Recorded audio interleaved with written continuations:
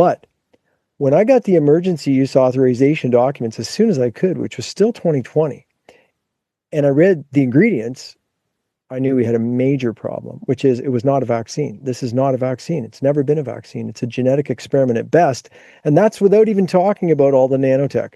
Just talking about the biological elements. You have a highly chemically contaminated, highly DNA adulterated genetic experiment in an infinite tissue penetration delivery system of pegylated nanoparticles. I mean, this is Frankenstein science.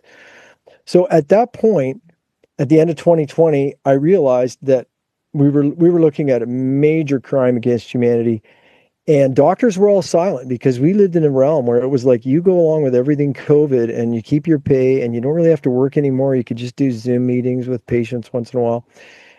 But if you go against us in any way, you're like a major threat to society because you're going against public health, and public health is so bright. So actually, when I saw the injection ingredients, I actually sold my house, sold all my investments, resigned all my privileges, resigned my job. I was the second most senior doctor in my hospital. I mean, a guy with a really good career who was, almost coming into semi-retirement, grandchildren to play with on the weekend, and a horse in the backyard. I gave all that up because of how obvious the danger was, of how obvious the deception, and the fact that this was a very toxic lie.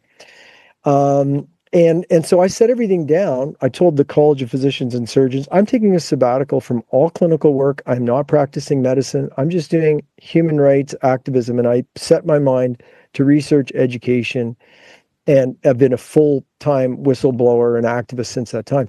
Strangely, despite that, they still come after me because they're all compromised. And if you look at the history of mRNA research, and we've published this at the World Council for Health 2 years ago. Dr. Laurie and others were involved in the study.